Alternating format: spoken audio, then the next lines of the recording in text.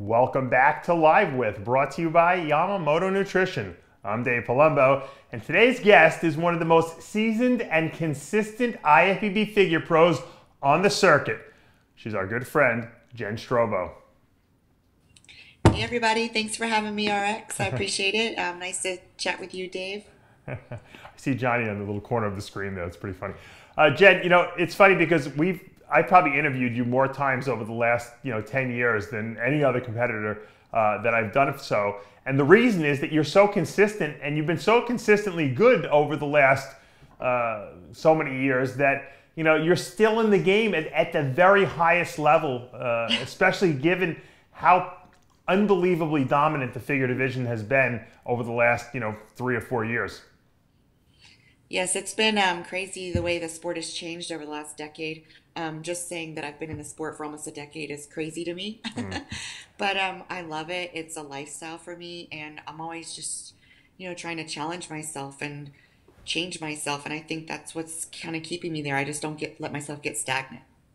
Well, a lot of girls, hit the scene, they do really well, and then they disappear. And when you came out, you did okay, but you weren't winning, IFBB pro shows. And then little by little, you just kept improving and improving, and you just didn't go away. And you went from just looking like you had a beach body, really, in my mind at least, to having a real legitimate, top level IFBB figure pro body. And you're still as dangerous as ever in these shows. And I find it amazing because there's not that many girls, if you think about the figure division, who've been able to accomplish that. Oh, well, I appreciate it. Yeah, I started off as just a little stick figure girl. But, I think that I kind of had that shape, and so I just built from that and just continued it. It just kind of goes to show that it doesn't happen overnight. So many of people get frustrated, I think, in this sport, and when they're not going where they want to go because it didn't happen in their first few shows or even in their first few years. And you just have to keep plugging along if it's something that you really love. I remember when you first started, you had the short hairdo, and that was kind of like your look. And then all of a sudden, I don't know what year it happened, but one year I just see you come back and you got long hair. So you did away with. Yeah, I started growing it out. Decided I would try something new. Now, you've won 9 pro shows over the course of your career, which is incredible in and of itself. You've been to the Olympia, I believe, like 5 times, something like that? I've been in the Olympia 7 times. 7 times, sorry. I stole two times away from you. You were 5th at this past Arnold Classic. You were 3rd in 2016. So, you've been knocking at that upper echelon of the sport. But let's face it, when, Nicole Wilkins was winning the Olympia and Candace Keene was, placing 2nd, the girls were not nearly as good as they are today with, Latoria Watts and Candace Lewis up there. And it's almost like it's entered another whole dimension, yet you're still at the top. Does that amaze you that you're able to be so consistent for so long? Sometimes I think it's very surreal to me. And you're right. I'm not saying the quality of competitors is different. The sport has just changed. And, you've always got your new people coming in. Just the same with any sport. The new people, the new pros move in, and it kind of has to change. The sport has to change a little bit. And I just kept not trying to look like the new girls that were at the top, but just trying to be the best version of myself. I think that's where a lot of people struggle as well. Just try to improve on what you've got to work with and not try to change to where you look like that girl.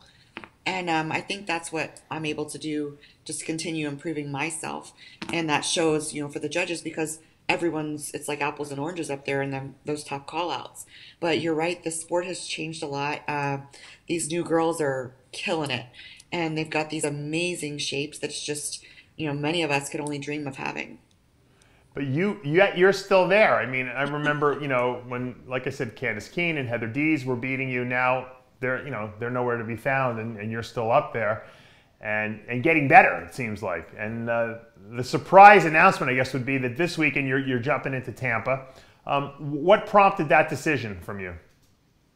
Quite a few things. I think because, like we said, I've been in this sport for almost a decade.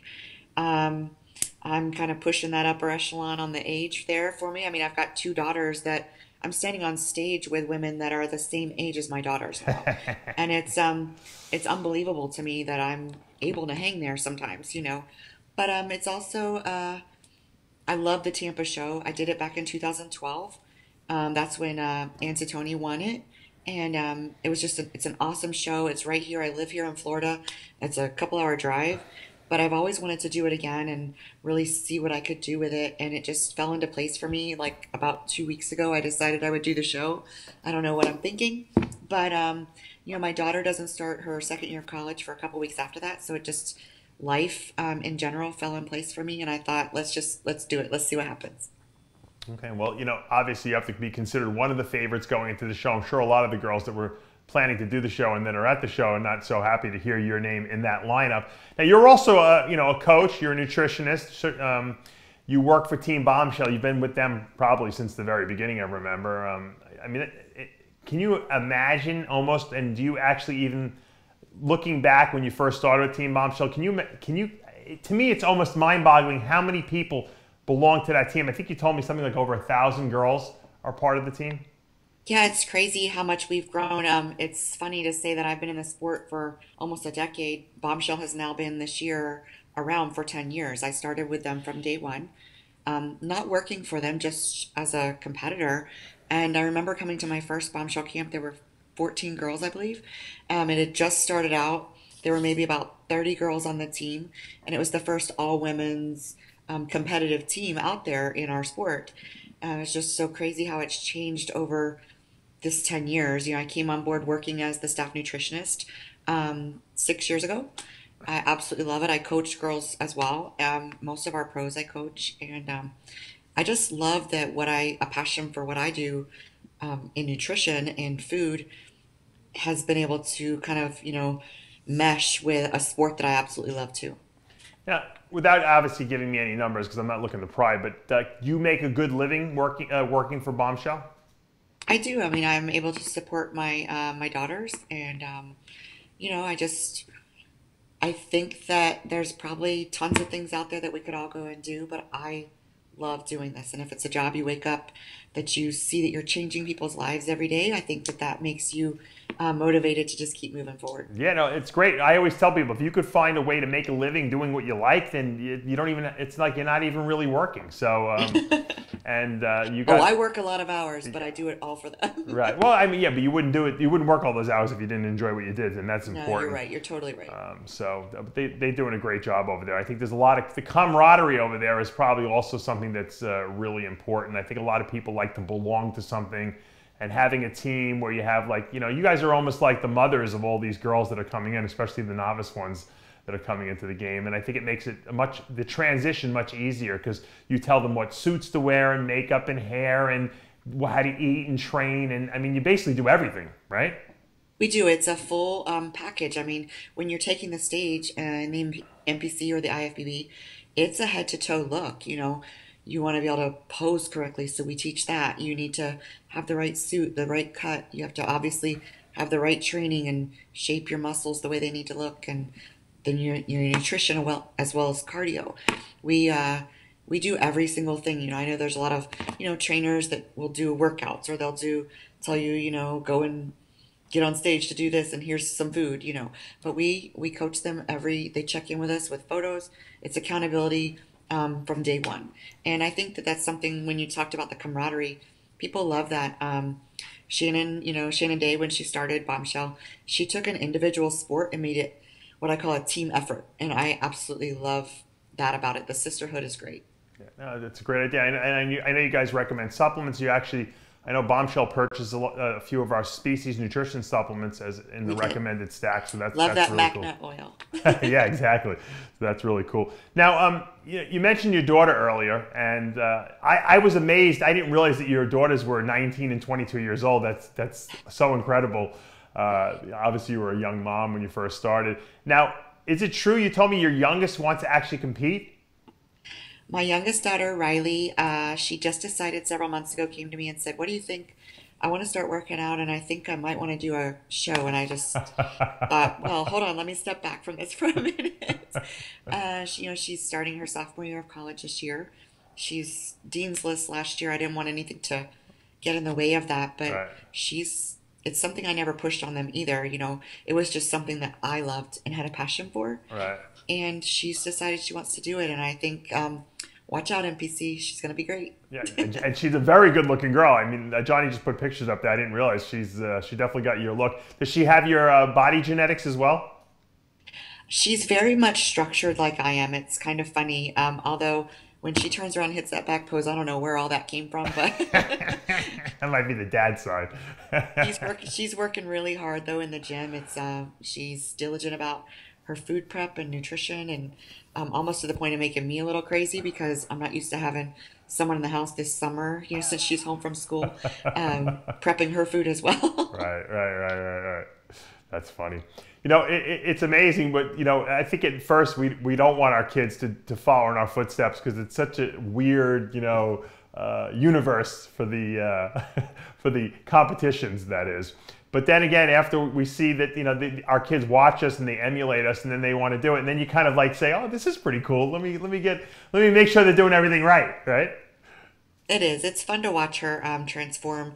I think she's been on a little vacation with her boyfriend's family, and she sent me a 2-week progression photo. Yeah. And it's just fun to watch her change and see how excited she's getting about something. And I think that was something I wanted to instill in both of my daughters as they were growing up. Just find something you love, set a goal, and push yourself towards it. Now, are you advising her in terms of diet and training and all that stuff? Heck no. Oh, I really? do not want to be her coach. So who's her coach? How could you not be her coach? She joined Bombshell, and her coach is Hope Trask. Oh, okay. So this way you're removed from it. You're kind of just like watching from afar. I did not want to be a part of that because I don't want to see her do something wrong at home, and that causes anything between my relationship with my daughters. We're best friends, and I like to keep it like that. And you're very smart too, obviously, because I probably would want to micromanage my son's diet because I would think no one else could do it. I don't even look. I'm like, okay, whatever. Well, Jen, good luck this weekend in Tampa. Obviously, the goal is to get the win, and then we'll see you at the Olympia, of course. And what are the put it this way? Tampa obviously is in August. The Olympia is next month. After doing this show, would you see yourself jumping into another one, or would you shut it down after this one? Probably shut it right down. Okay. I have to be real careful with my diabetes and my health, so I probably shut it down, get ready for the Olympia. But there's some awesome, amazing girls competing at the show. Like you said, some of those new girls coming out, and we'll just see what happens. I'm excited to see everyone up there. Now, you mentioned diabetes, and so I'm going to just follow up on that because I think a lot of our listeners are probably wondering about that. Tell us a little bit about the diabetes. Type 1 diabetes. I have to wear a glucose monitor constantly right now. I've been having trouble since the Arnold, so I wear it on the back of my arm. It tells me my sugars all the time. Right. So when I'm struggling with that, I have to remember, I can't train, or I have to make sure everything's level before I can train, or I need to rest a little more. So some weeks I can only train 3 days a week, but I just manage it and move on, and just out there to prove that we can all do so many things. Jason Poston as a physique pro, or maybe moving into classic. Yeah. He is type 1 as well, and there's tons of girls and guys out there that I think should know that you can still do whatever you want to do as long as you just take care of it and push yourself towards it. Have you always been a type 1, or has this been recent? Always. Oh, okay, so you've been since a child then. Yes. Which people don't realize it's very difficult to micromanage those blood sugars because, especially when you're dieting, when you go low, you don't want to have to eat a ton of carbs, to bring it back up. So you have to really know how to really tighter the blood sugar. Do you find that your blood sugar control is better when you're dieting or better in the off season? Well, I don't really have an off season. I always eat good. So. Well, you have to control your blood sugar, but I'm sure you eat more carbs, right? Cardio. Yeah, when I'm doing a little more cardio or my carbs are down a little bit lower, I do know that there are times when I can't do certain things, and I have to eat something, even though I'll be like, oh, that's not on my plan. I'm so regimented, but the other day I had to go out to my car during training and eat more carbs because I was getting really low, and my little meter, the alarm was going off, and it's just part of it. You have to take your health into consideration, follow that first, and whatever happens and unfolds in the process, you get it. Well, you've overcome a lot of odds. You've won many pro shows, and that just goes to show you that you can't let a simple medical condition be a handicap. I think a lot of people make it more of a mental handicap anyway than a physical handicap. They do. If you tell yourself you can't do something, guess what? You already can't do it. You're right, 100%. Great attitude, Jen. We're rooting for you this weekend in Tampa. Bring home the win for us 40-something-year-olds. Thank you so much, Dave. All right, that's going to take us to the end of another episode of Live With, brought to you by Yamamoto Nutrition. I'm Dave Palumbo, and we'll see you next time.